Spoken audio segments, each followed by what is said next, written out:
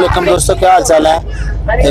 آپ بار بار میرے دوست پوچھ رہے ہیں آج کل کہ آپ ویڈیوز نہیں بنا رہے اور کہاں پہ غائب ہو گئے ہیں. تو اس کی وجہ یہ ہے، میں وہ آپ کو بتا دیتا ہوں کہ ایک تو میں ٹور پلان کر رہا تھا اپنے لیے اور اپنی فیملی کے لیے 14 اگست اور اس کے اگلے پچھلے دنوں کا شمالی علاقہ جات کا. تو آج بس ہارڈلی تھوڑا سا ٹائم ملا ہے، تو میں نے کہا چلو میں ویڈیو بناؤں اور اس کو اپلوڈ کروں. تو آج ہم آئے ہوئے تھے بابر سے ٹاپ پہ، جس کی بلندی 13,700 مربع 700 فٹ سطح سمندر سے بلند ہے. اور یہاں پہ اتنی سردی تھی کہ سارے فیملی اور لوگ اور سارے گاڑی والے وہ ایون آدھا گھنٹہ 15 منٹ تک کھڑے ہیں اور بھاگ کے آ کے گاڑی میں آ گئے اور انہوں نے ہیٹر سے لگا کے وہ گاڑی میں بیٹھ گئے. تو یہ ہمارے سر جی ہیں، یہ جب گاڑی سے نکلے تھے تو ان کو سردی نہیں لگی، انہوں نے کہا میں نے چادر نہیں لینی. لیکن پھر 15 20 یا 30 منٹ بعد سر جی بس چھپ چھپ کے آ گئے ہیں اور میں ان کو ڈھونڈتا رہا. تو اب ہم ان سے پوچھتے ہیں کہ یہ کدھر گئے اور کیا کرتے رہے. السلام علیکم سر جی. وعلیکم السلام ورحمۃ اللہ. مائک لا لو سر. میں نے جب بہت سردی محسوس کی تو فوراً ادھر جو ہے نا انہوں نے وہ ٹینٹ لگائے ہوئے ہیں، پٹھان لوگ جو ہے چائے وغیرہ بناتے ہیں، تو ان کے ایک ٹینٹ میں جا چکا سردی سے ڈرتے بچنے کے لیے، اور وہاں جا کر چائے کا آڈر دیا. تو ادھر ہی میرے پاس آ کر ایک جو ہے نا وہ ادھر الیکشن میں دلچسپی رکھنے والا ساتھی آ گیا. وہ پوچھنے لگا کہ آپ کہاں سے ہیں. میں نے بتایا کہ ہم لاہور کے قریب شیخوپور ہے، وہاں سے آیا پنجاب سے.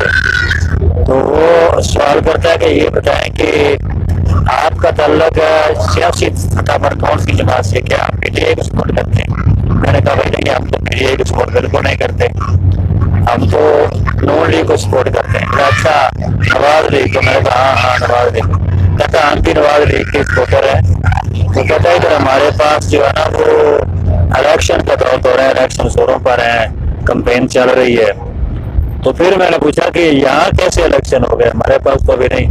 کہنے لگا کہ یہ ہمارا گلگت بلتستان جو ہے نا اس کا علاقہ ہے یہ، اور یہاں پہ ابھی تک ہمارے پہلے الیکشن ہیں. تو جب یہ ہمارے الیکشن ہوں گے تو پھر ہمیں بقاعدہ ایک صوبے کا درجہ ملے گا. میرا خیال ہے یہ جب سے صبح بنا ہے تو اس کے بعد یہ پہلا الیکشن ہے، تو اس کی تیاری کر رہے تھے. تو ماشاءاللہ بڑی وہ کہہ رہا کہ ترکیمہ کمی ہے، بڑی تیاری ہے. تو ہم بھی کہنے لگا کہ نون لیگ کے سپورٹر ہے اور نون لیگ کا بہت زور ہے ادھر. تو ماشاءاللہ بڑی خوشی کی بات ہے، ہم بھی نون لیگ کے ہی ہیں، تو ہمیں اس بات کی بڑی خوشی ہوئی ہے. اللہ سے دعا کرتے ہیں کہ اللہ تعالیٰ اس کو کامیاب کرے. اچھا سر جی میں آپ کی بات کا آگے چلے کریں آپ. یہ علاقہ ماشاءاللہ بڑا خوبصورت علاقہ ہے، بہت ہی قابل دید علاقہ ہے. اور یہاں کا موسم جو ہے وہ انتہائی شدید سرد موسم ہے. ابھی یہاں پہ برف باری بھی ہوتی ہے، لیکن آج نہ بارش ہوئی ہے نہ برف باری ہوئی ہے. اس کے باوجود جو ہے نا سخت سردی تھی. جی آپ کیا پوچھ رہے ہیں؟ سر میں آپ سے یہی پوچھ رہا تھا اور میں یہی آپ سے کہنا چاہ رہا تھا کہ آپ اس علاقے میں آئے ہیں، آپ نے اللہ کی قدرت کے نظارے دیکھے ہیں، تو آپ کیا کہیں گے؟ مطلب یہ علاقے دیکھ کر ہمیں جنت کی کوئی جھلک نظر آتی ہے تو ہمیں کیا دل کرتا ہے یہاں پہ بعد دوبارہ آنے کا، یا کوئی جنت کا شوق پیدا ہوتا ہے کہ ہم جب اللہ کے پاس جائیں تو اللہ ہمیں بھی جنت میں لے جائے اور یہ علاقے اور اس طرح کے علاقے ہمیں اللہ عنایت فرمائے. تو ماشاءاللہ جنت کی خوبصورتی جو ہے وہ تو اپنی مثال آپ ہے، وہ تو ہم صرف تمثیل ہی دے سکتے ہیں کیونکہ وہ تو لاجواب ہے. اس جیسی تو خوبصورتی ادھر دنیا میں وہ ہے خیال بھی نہیں ہے. لیکن جنت نظیر تو کہہ سکتے ہیں، جیسے کشمیر کو کہتے ہیں کہ یہ جنت جیسا ٹکڑا ہے. تو ماشاءاللہ یہاں بھی ہر قسم کا موسم ہے. تھوڑا سا نیچے چلے جائیں وہاں پہ گرم موسم بھی ہے، معتدل بھی ہے. اسی طرح یہ اللہ تعالیٰ نے اپنی قدرت کے ساتھ اتنے خوبصورت پہاڑ بنائے ہیں جن کے بارے میں اللہ تعالیٰ کا فرمان ہے کہ میں نے یہ زمین پر کیل گاڑے ہوئے ہیں، میخیں لگائی ہیں، اس لیے کہا کہ یہ ہلے نہ، یعنی زمین کو مضبوط کرنے کے لیے اتنے بڑے کیل. ظاہر ہے جتنا بڑا یعنی کوئی پٹا ہوگا اس کو قابو کرنے کے لیے اتنا بڑا کیل لگانا پڑے گا. تو یہ بڑے جو ہے یہ اللہ تعالیٰ نے زمین پر کیل لگا دیے یہ پہاڑ، اور پھر ان کو اس طریقے سے لگایا کہ دیکھنے والوں کے لیے حسین بنا دیا، اس کو خوبصورت بنا دیا. کہ جو دیکھتا ہے اور دیکھتے ہی رہ جاتا ہے، دنگ رہ جاتا ہے۔ ہر علاقے کا اپنا اپنا ایک منظر ہے، خوبصورتی ہے، کہیں درختوں پہ سجایا ہوا ہے ان کو، کہیں جو ہے وہ پہاڑوں کے اوپر پھول بھی کھلے ہوئے ہیں، کہیں فصلیں ہیں، اور یہ جو یہاں کے علاقے کے جو پہاڑ ہیں یہ درختوں کے بغیر ہیں، یعنی یہ اللہ تعالیٰ کی قدرتیں ہیں۔ اور دیکھنے میں آیا کہ راستے میں جگہ جگہ پہ یہ جو ہے نا پہاڑ اوپر سے گرے ہوئے ہیں، یعنی ٹوٹ کر گر پڑتے ہیں۔ تو قرآن مجید میں بھی اللہ تعالیٰ نے فرمایا ہے کہ یہ جو پہاڑ ہے نا یہ اللہ کے ڈر سے گرتے ہیں، من خشیت اللہ، اللہ کے ڈر کی وجہ سے گرتے ہیں۔ ہم انسان تو اللہ سے نہیں ڈرتے نا، ہم تو بے دھڑک اللہ کی نافرمانیاں کرتے ہیں، لیکن اللہ تعالیٰ سے ہر چیز جو ہے وہ ڈرتی ہے، زمین و آسمان، یہ پہاڑ، سمندر، سب جو اللہ کا ذکر بھی کرتے ہیں اور اللہ سے ڈرتے بھی ہیں۔ تو یہ جو پہاڑوں کے اوپر سے طوطے گرتے ہیں، بڑی بڑی چٹانیں گر پڑتی ہیں، تو یہ اتنا مضبوط پہاڑ ہوتا ہے، گر کیسے پڑتا ہے؟ تو من خشیت اللہ، یہ اللہ کے ڈر سے گرتا ہے۔ تو یہ اللہ کی قدرتیں دیکھنے کو ملی ہیں ہمیں بہت سی، ماشاءاللہ، دیکھنے سے اور ایمان مضبوط ہوتا ہے کہ وہ مالک کتنا بڑا مالک ہوگا۔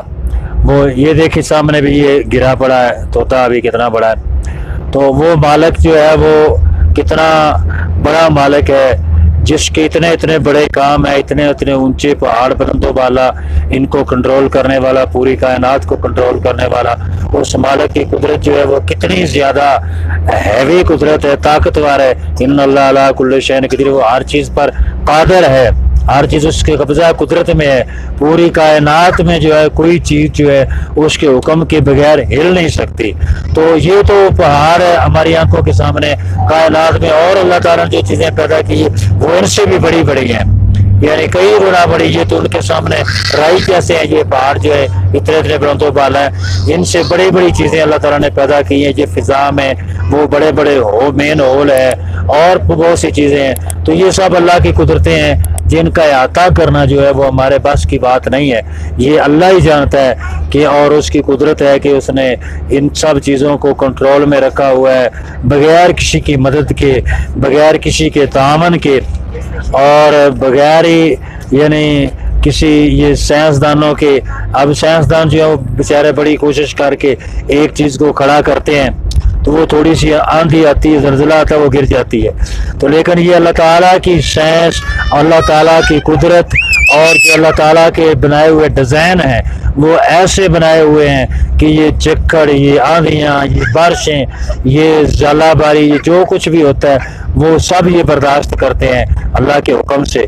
تو یہ سب اللہ کی بنائی ہوئی چیزیں اتنی مضبوط ہیں، تو جی ہمارے لیے یہ ویسے یعنی نشانیاں ہیں، باعث عبرت ہیں۔